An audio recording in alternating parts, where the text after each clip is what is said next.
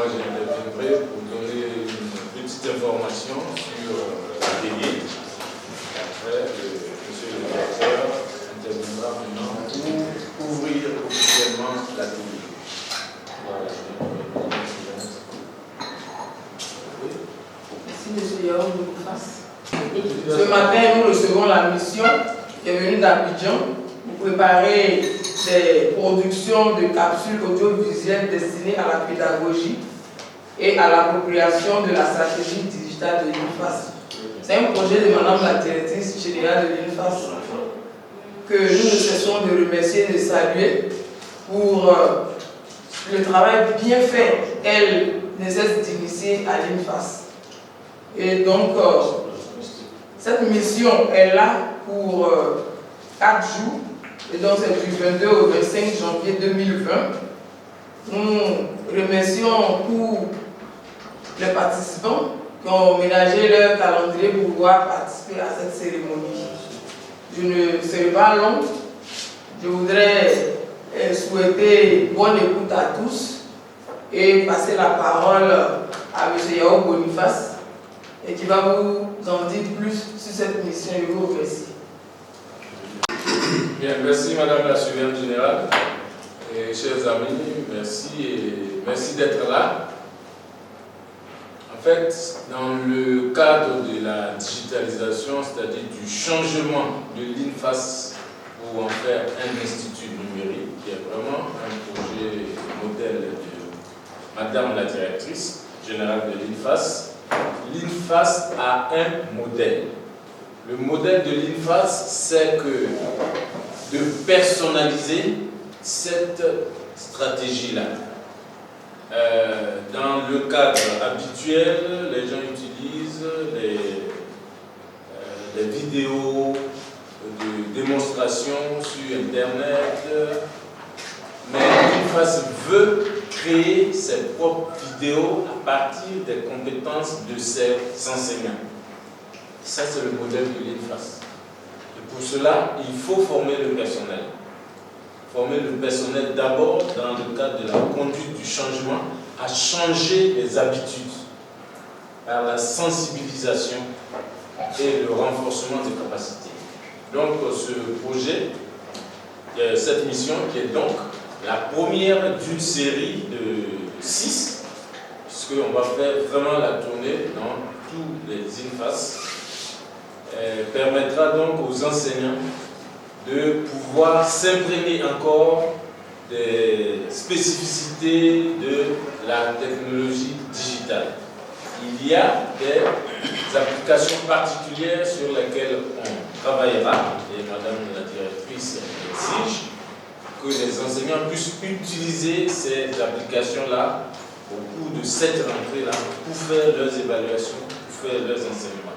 Et donc, il y aura des travaux pratiques sur ces sujets-là. Donc, l'INFAS de Korogo, on commence par l'INFAS de Korogo parce que l'INFAS de Korogo est, disons, on peut dire, c'est un point qui est en quelque sorte un oasis dans toute notre stratégie.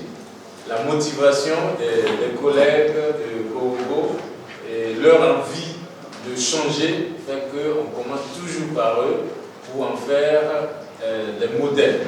Et à partir de ce modèle-là, on pourra répliquer dans les autres INFAS. Donc, sans plus tarder, je vais passer la parole à monsieur le directeur, le chef d'antenne, M. Zo, qui donne son message afin que nous rentrions dans le vif du sujet. Merci.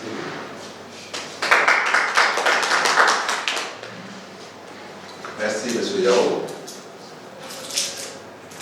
À nos autres, je voudrais dire bonne arrivée. À la présidente, vous a souhaité la bienvenue. Je l'accompagne dans ce sens. Je voudrais dire également merci à l'équipe. Merci au projet de commencer à Korogo. Merci pour cet honneur. Et comme nous sommes en début d'année, je voudrais souhaiter à chacun de vous les vœux de notre institut les meilleurs de cette année 2020. Qu'elle soit positive dans tous les sens. Pour ce qui nous concerne ce matin, les prédécesseurs l'ont dit, le motif de la rencontre, c'est toujours dans le cadre de la digitalisation qui a commencé depuis 2016. C'est une vision de Madame la directrice et il faut que nous l'accompagnions dans cette vision parce que c'est notre affaire à nous. C'est pourquoi je voulais dire merci à M. Yao Boniface qui permet de dire que cette vision soit une réalité. Merci également à nos partenaires qui nous accompagnent dans ce processus de digitalisation, en commençant par AMREF, puis tous ceux qui nous accompagnent dans ce processus. Alors, nous avons eu une série de formations en e-learning. Aujourd'hui, on parle d'appropriation, et cela ne peut passer par une bonne écoute. À chacun de vous, je souhaite une bonne écoute. Et au nom de Madame la directrice, je déclare ouvert l'atelier d'appropriation du système de digitalisation de l'IFAS. Je vous remercie. À la suite, je vais faire rapidement la vue d'ensemble de l'atelier. Voilà, comme je le disais tout à l'heure, il y a des collègues qui sont nouveaux. Voilà. Donc pour cet atelier, j'aurai des travaux particuliers avec eux après, mais pour cet atelier, on va en même temps présenter la vue d'ensemble. Voilà, que tout le monde puisse apprécier les contours des travaux que nous allons faire. Ensuite, on passera au petit déjeuner. Là, oui, bon. On va le petit déjeuner avant de faire la photo de famille. La suivante générale va organiser ça. Voilà. Donc, on passe à l'appropriation. Et Madame la directrice, c'est vraiment son souhait que nous arrivions à intégrer réellement la stratégie digitale dans nos habitudes. Voilà, donc c'est la mission préparatoire à la production des capsules audiovisuelles destinées pédagogiques et l'appropriation de la stratégie. Et donc, ça c'est la vue d'ensemble de l'atelier. Voici le plan de présentation, introduction, objectif, date et place. Voilà le lieu, voilà, place, organisation et méthodologie, et enfin conclusion et reste. Alors, l'IFAS, donc, dans son développement, est donc dans cette stratégie depuis 2016. 2016, avec nos défis tels que l'augmentation du nombre d'étudiants et aussi cette tension contradictoire qui va avec la réduction du nombre d'enseignants et donc l'augmentation du nombre d'étudiants, on a compris qu'il fallait utiliser une stratégie qui est la stratégie numérique pour aider à résoudre ces problèmes-là. Et notre partenaire AMREF, qui est venu donc à la rescousse, à l'aide d'une enquête de faisabilité, il a permis de mettre en place un plan directeur de mise en œuvre de e-learning. Cela a été accompagné par le ministère de la Santé et de l'Hygiène publique grâce à un arrêté qui intégrait le e-learning dans la formation des infirmiers, sages-femmes et techniciens de santé à l'IFAS. Mais alors, une fois la plateforme créée, il faut l'animer. Elle doit être animée par les enseignants et les étudiants. Ça devient un espace numérique de travail pour les enseignants et les étudiants. Il faut que la plateforme soit alors riche d'outils numériques créés par les enseignants. Sinon, si c'est juste le cours, le PDF, les étudiants ils vont, ils téléchargent et ils n'y vont plus.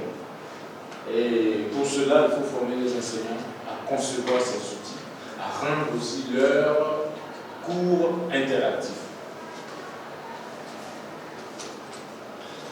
Alors, à cet effet, on avait donc pensé à la conception des capsules pédagogiques.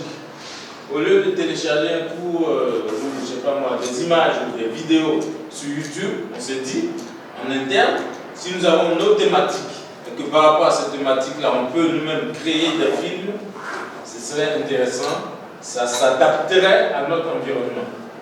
Et nous avons écrit un projet qui a été donc financé par notre partenaire, AMREF, hauteur de 13 265 560 francs CFA. Nous donnons donc du matériel audiovisuel pour la production de films.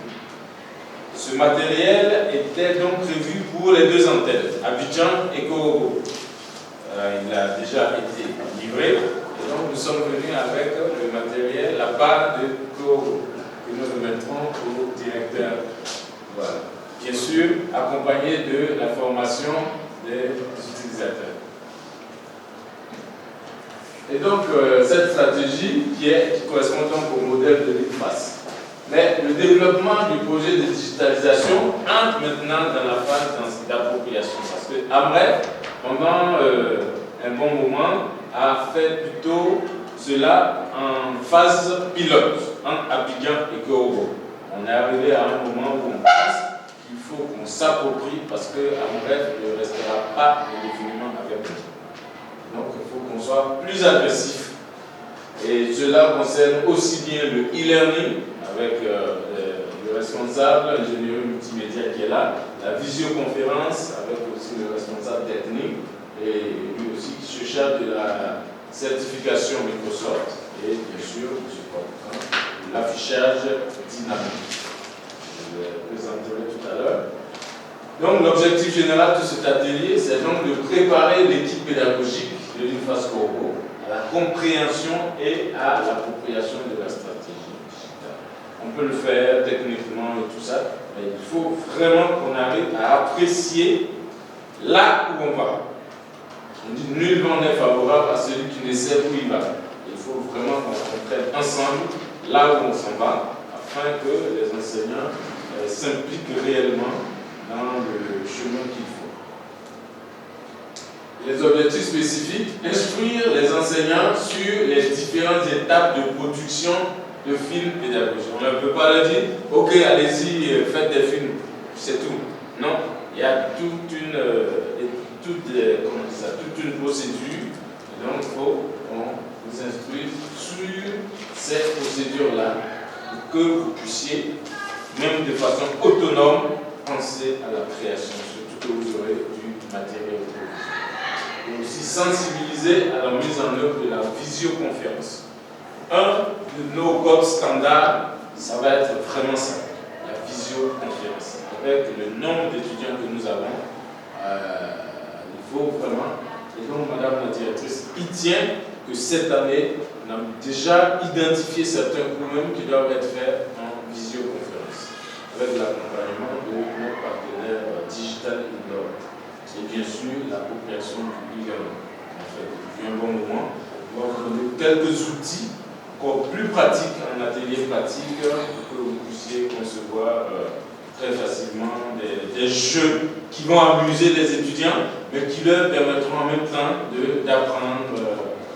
Voilà. Présenter aussi le processus de création du film, appliquer les méthodes de scénarisation et de médiatisation des cours, pour présenter la contenu, concevoir des activités ludiques d'évaluation à l'aide de l'application Bravo. C'est une application web, très simple à utiliser, et vous verrez, ça va être très intéressant. Et puis bien sûr, avec le PowerPoint, rien que le PowerPoint, il y a des choses pour concevoir des trucs, des travaux interactifs avec les étudiants. C'est pas possible. Voilà, on dira tout ça, et puis bien sûr, sensibiliser sur comment appliquer le modèle de scénarisation de l'INFAS. Et à cet effet, je vous avais envoyé un document là, voilà, pour chaque cours, les éléments à traiter. Donc les résultats attendus, on s'attend à ce que le processus de création du film soit bien présenté, expliqué, avec les thématiques identifiées, les scénarios des films à réaliser, rédigés, et puis les documents relatifs à l'éthique et aux droits multimédia disponibles. Voilà. C'est-à-dire que si on doit filmer des gens pour intégrer dans un cours, il faut qu'ils aient donné leur accord. Donc là, il y a des conventions qui se signent. Sinon, si vous le laissez comme ça, 20 ans après, ces enfants vont arriver, ils vont dire, bon, voilà, il y a l'image de mon père qui a été utilisé pour faire telle chose, je réclame qu'on me paye. Et si vous n'avez rien prévu au départ pour annuler cela, vous êtes coincé de la justice. Et donc ça fait partie du droit du multimédia. Parce qu'il y a des documents à prêter pour tout ça. Bien sûr, le modèle de scénarisation appliqué par les enseignants, les exercices d'évaluation diagnostique sont élaborés à l'aide de l'application Kahoot. Je pense qu'à la fin, des gens vont sortir des choses ici, parce que Coloro seulement, je vous connais. Voilà. Et aussi des contenus interactifs élaborés par les enseignants. Donc l'utilité de l'actualité et de l'activité, ça permettra donc de disposer d'outils pédagogiques innovants qui permettent aux étudiants, techniciens, infirmiers, sages-femmes, maïoticiens et d'affiner sur leurs gestes techniques, la possibilité aussi de revoir des démonstrations. Parce que c'est ça. Une fois qu'on a conçu des capsules qui sont sur la plateforme, tu as fini ton cours, tu as fini le TP, l'étudiant peut toujours avoir le film à sa disposition et le revoir quand il veut. Et ça, c'est important pour eux. Aussi, des outils numériques pour le recyclage du personnel infirmier et sage-femme. Ces outils qu'on conçoit, bien sûr, ça va permettre à nos étudiants de renforcer leur capacité, mais ça pourrait aussi servir aux gens qui sont sur le terrain. Voilà. Et par ailleurs, les enseignants mettront en application le modèle pour mieux médiatiser leur contenu. Et ça fera que l'enseignant de l'INFAS, même à la retraite, il aura cette expérience-là qui pourra toujours venir monnayer quelque part ailleurs. Donc l'application cible, voilà. Et la mission, c'est donc sur Korobo et voici les dates, 22 au 24. La méthodologie, c'est que le programme se fait donc réellement en 2 jours et ça sera fait de présentation, de renforcement de capacité, d'échange et de discussion, parce que vraiment, on voudra vraiment interactif, de partage d'expérience, voilà, et une interaction vraiment entre les participants. Alors, pour ce qui est de l'organisation pratique, on fera des groupes.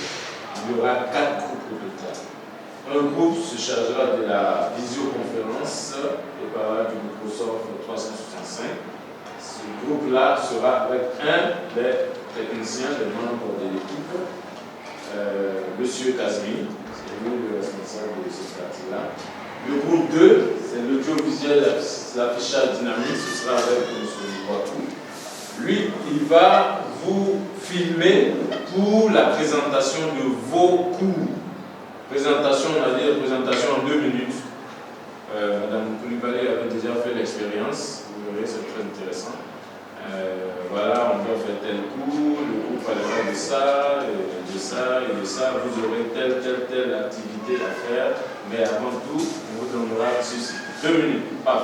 Voilà. En Afrique, nous sommes dans une situation où il faut produire beaucoup avec peu de ressources. Nous devons tout faire pour être productifs. Nous devons être, c'est notre responsabilité, comme on dit. Be aware that it is your responsibility to do what you can with what you have where you are. C'est vraiment votre responsabilité de faire tout ce que vous pouvez avec ce que vous pouvez. Non, vous faites tout ce que vous pouvez avec ce que vous avez là où vous êtes. Et voilà pourquoi on fait vraiment un effort sur nous. On est obligé de faire cet effort sur nous. On ne peut pas attendre d'avoir tout pour commencer. Mais si on commence, c'est sûr qu'on aura des oreilles attentives qui vont nous écouter et qui viendront nous aider à faire avancer nos projets. Donc, comment s'aider mutuellement? C'est un peu ça. La formation, la recherche, la veille technologique. En fait, c'est ça. On est tout le temps dans l'équipe, les gens sont tout le temps en train de chercher pour voir les nouvelles choses qui arrivent et cela nous aide vraiment. Et ça, c'est des choses que vous pouvez faire. Vous découvrez des choses Pour la prise en main, on peut appeler les membres de l'équipe technique pour vous aider. Voilà. Avant, pour la visio, il fallait vraiment tout un armada et ainsi de suite. Actuellement, tout est intégré dans un écran. Et c'est ces écrans-là que Digital Indoor doit envoyer dans tous les interfaces.